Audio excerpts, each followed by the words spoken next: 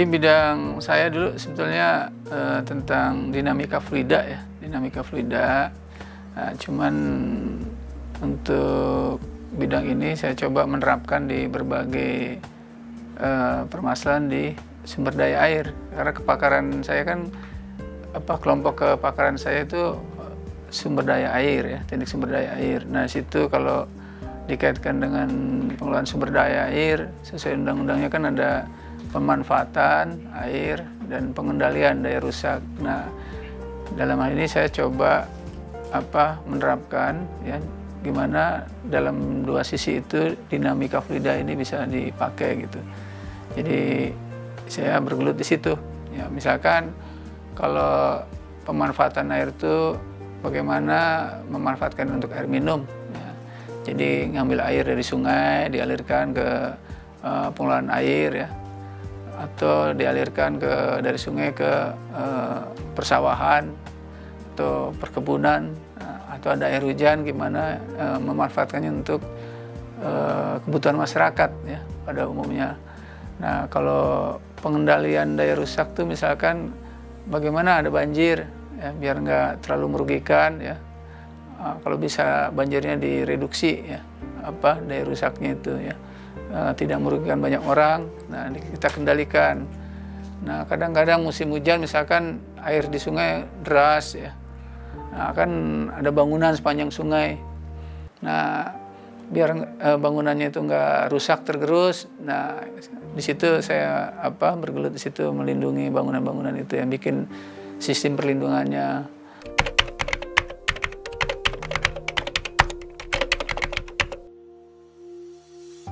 Kalau sekarang ini beda dengan masa lalu ya. Jadi penelitian tuh nggak bisa linear di satu permasalahan karena sifatnya semakin kompleks ya, permasalahan yang dihadapi semakin kompleks. Jadi lintas disiplin tuh nggak bisa dihindari dan kita ya selalu terkait dengan bidang-bidang lain yang mau nggak mau kita harus mempelajari juga. Fokusnya kalau dari keilmuannya tetap misalkan saya dinamika fluida. Nah, misalkan untuk tentang banjir, ya saya tentang banjir paling banyak mungkin banjir ya. Banjir itu yang dipelajari macam-macam yang diteliti. Bagaimana banjir itu bisa terjadi, bagaimana bisa mencegah ya. Nah, bagaimana kalau sudah terjadi ya. Dan bagaimana mengurangi resikonya kalau sudah terjadi ya.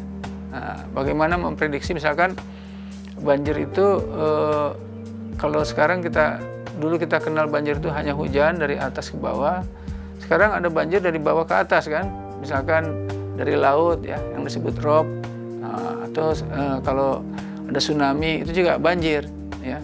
Nah, jadi itu bagaimana si tsunami itu bergerak itu bagian dari dinamika fluida ya. Nah, setelah bergerak yang kita lakukan misalkan memprediksi dia geraknya kemana aja, dalamnya berapa, kecepatannya bagaimana. Nah, ini untuk peringatan dini misalkan ya, kita jadi di situ. Terus kalau nggak mau seperti itu, kalau waktu selama bergerak itu biasanya ada bangunan yang rusak, kita buat perlindungannya gitu. Nah, kalau dilihat fokusnya dari sekian banyak yang keterkaitan itu, ya saya lebih banyak ada di rambatan alirannya itu ya. Nah, biasanya yang paling banyak terkait itu adalah banjir.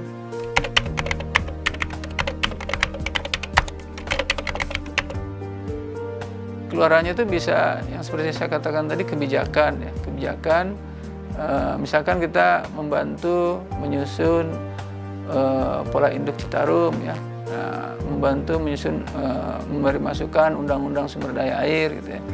Pernah juga membantu beberapa penyusunan PP, undang-undang yang terkait sumber daya air ya, perlindungan ya, banjir, menyusun ya biasa kan RPJMN itu ya, kebijakan-kebijakan itu juga yang sifatnya fisik, infrastruktur ya. Misalkan sejak yang saya katakan tadi dini, kita membantu program dulu transmigrasi, membuka lahan sawah baru ya. Jadi kita ikut ya berkontribusi itu ITB bagaimana lahan yang marginal itu bisa dimanfaatkan sebagai sawah, sebagai perkebunan ya. Nah, kita membuat tata airnya ya. Kalau sawah ya tadinya marginal jadi produktif sebagai sawah ya, menghasilkan padi ya, atau palawija ya, kebun. Kalau banjir ya kita bantu mengembangkan atau juga memperbaiki sistem pengendalian banjir ya. Itu kan bermanfaat buat masyarakat.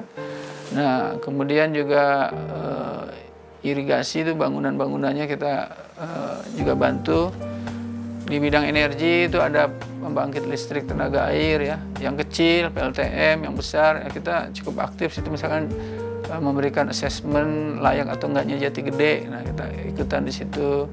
Dalam operasi Jatiluhur ya, kita sering memberi masukan bagaimana membagi air ya, antara ada 3 nih kaskat ya, ada Cirata, Saguling, Saguling dulu, Cirata, kemudian Jatiluhur. Nah, ini bagi-baginya bagaimana, karena masing-masing waduk fokusnya beda. Satu untuk jualan listrik, yang lebih banyak purpose-nya, gunanya itu Jatiluhur jadi listrik, ya sawah, air minum untuk Jakarta.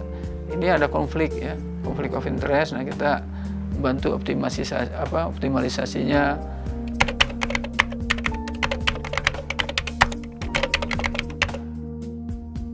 Ya, kerjasama memang dengan semua stakeholder pernah ya. Jadi pemerintah, swasta, masyarakat langsung juga pernah, seperti Blora tadi, masyarakat langsung dia butuh, kirim surat ke ITB, ITB bikin tim, saya termasuk di situ, kita bantu gitu ya. Nah, dengan private ya dan pemerintah, maksudnya institusi ya, kelembagaan, kebanyakan dari mereka itu sifatnya kontraktual ya, problem solving. Mereka punya masalah, kita cari solusinya.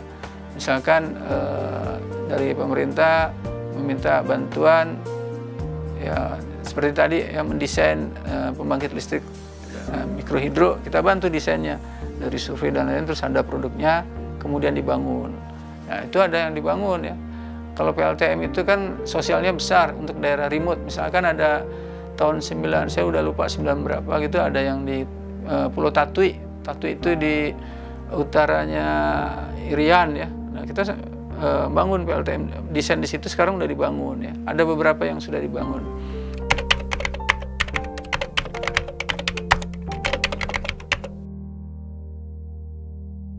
Penelitian sekarang tuh sifatnya lebih kompleks, jadi lintas disiplin itu tidak bisa dihindarkan ya. Satu, jadi harapannya selain tentunya saya ada masanya, tiap orang ada masanya. Jadi misalkan dinamika fluida, nanti saya berharap ada yang melanjutkan ya. Tinggal melanjutkannya tentunya makin ke sana makin kompleks masalahnya. Jadi berharap yang setelah saya itu lebih baik gitu ya, harapannya itu.